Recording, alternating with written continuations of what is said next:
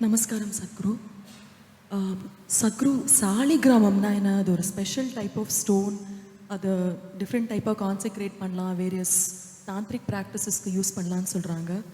Is there any specification like what kinds of materials we can use for such kinds of practices or consecrations? And what is the specific this thing of a saligram?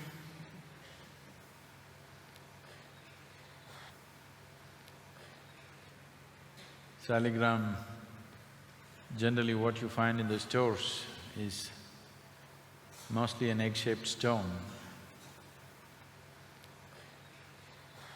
Children who could not buy marbles used to pick stones in the rivers and play games with it, you know. Yes? Children who can't buy glass marbles went to the river and picked up round-shaped stones and started playing with it. And somebody made a simple game a very serious thing. So most of the saligram that you see are just stones without any particular…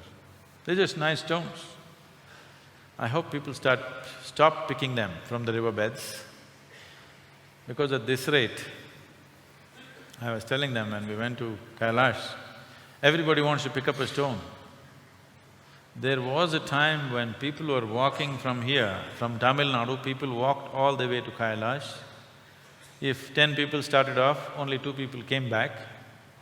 At that time, it was okay for those people to bring 2 small pieces of stone all the way, because anyway they wouldn't bring this big stone carrying, walking all the way back. They brought 2 small stones for the 8 people that they left back there. That was okay.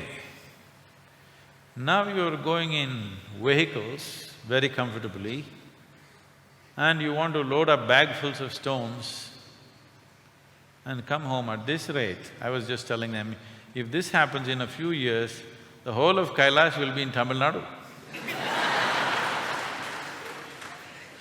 We're transporting the whole mountain piece by piece. The number of people that are going, and we are planning to take thousands of people. So please leave the Kailash stones in Kailash, it's no good for you. You want to carry some water, it's okay. Water migrates without your permission. Stones still don't migrate. So wherever the stones are from, Ganga, Yamuna, wherever, if you pick them up, please carry it all the way back and throw it back into the same river. Because the life in that river has to happen, all these things are needed. Saligram is a particular kind of stone which is extremely rare to find. Generally, sea anemones are being sold as saligrams. Any piece of stone is being sold as saligram, those are not saligrams. Or people are molding them in various kind of resins and selling them. Definitely that is not saligram. Saligram is a rare piece of stone which is 1 in a billion if you manage to pick it. And even if you pick it, you may not know the difference unless you're of a certain kind. And if you happen to pick a genuine saligram, if you do happen to pick a genuine saligram, then you're in real trouble. Because you should know how to manage this. Otherwise you will be in a lot of trouble.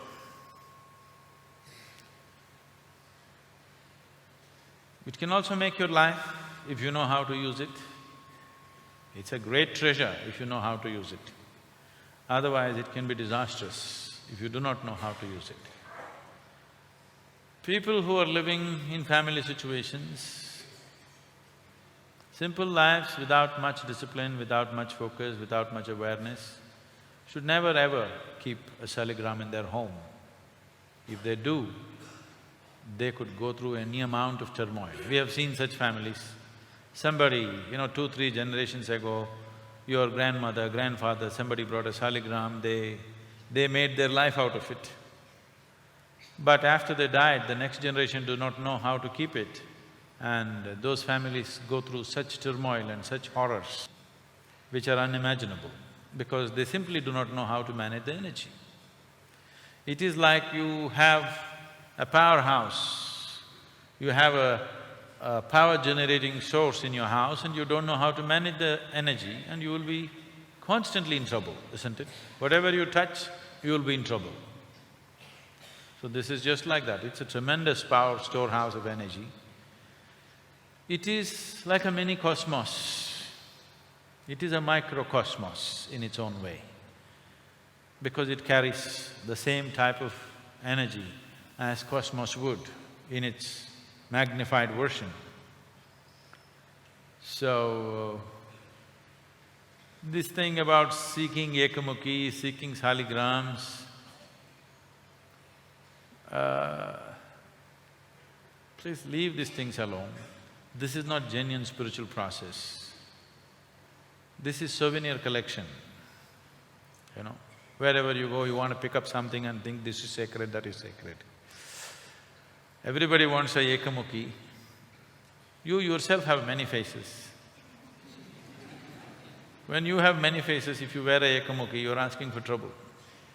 If your whole life is just one-pointed and then you wear it, it's a great thing. Your life is going in different directions, you're playing many roles, you have different faces for different people that you see in your life, don't you? Don't you have many faces, I'm asking? When you have many faces, if you wear a ekamukhi, you're looking for trouble, just like that. Stop looking for these fanciful things, there is something that you can do with this one, let's do that. Instead of going about looking for fancy pieces of something in a riverbed or on a tree or wherever else, leave them. If you deserve such things, it will come to you somehow. But I don't think you need them right now.